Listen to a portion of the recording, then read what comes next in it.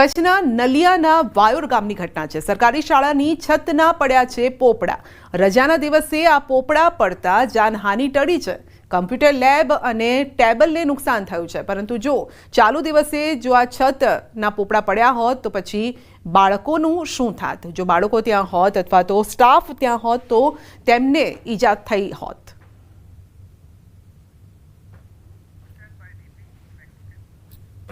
જામનગરના હડિયાણા ગામે ડિમોલિશનની કાર્યવાહી। ગ્રામ પંચાયતની સરકાર જાતકની 12,000 સ્ક્વેર ફૂટમાં ઊભા જર્જરિત બાંધકામ તોડી પડાયા છે।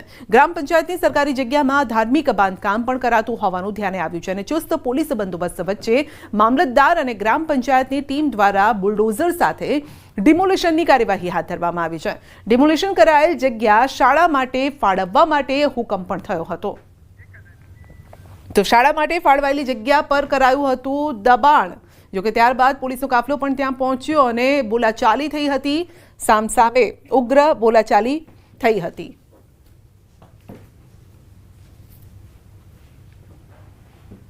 ગામના ગ્રામ પંચાયતની માલિકીની મિલકત જે જૂની ધર્મશાળા તરીકે ઓળખાય છે, આ મિલકત કરોડોની કિંમતની હોય। અમુક તત્વો દ્વારા એની ઉપર કબજો કરવાના પ્રયાસો કરવામાં આવેલો હોય તો આ મિલકત જૂની ખંડેર હાલતમાં હોય તો લોક લાગણીના માન આપી આજરોજ અગાઉ જણાવેલી નોટિસ મુજબ આ મિલકતનું ડિમોલેશનની કામગીરી આજરોજ પૂર્ણ કરી કરોડોની મિલકત ખુલ્લી કરવામાં આવેલ છે।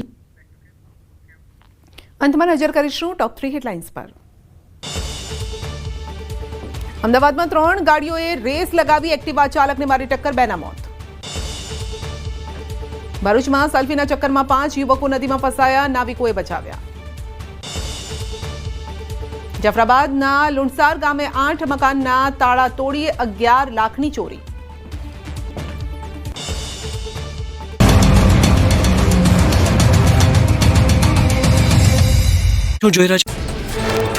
વલસાડ એસટી ડેપો પર બેકાબુ ટેમ્પોએ મુસાફરોને લીધા અડફેટે, એક મહિલાને ઈજા થઈ। સમગ્ર ઘટના સીસીટીવીમાં કેદ। ચાલક ડેપોના પાર્કિંગમાં ટેમ્પો પાર્ક કરી ચા પીવા ગયો। એક બાળકે હેન્ડ બ્રેક ઉતારી દેતા ટેમ્પો ચાલુ થયો।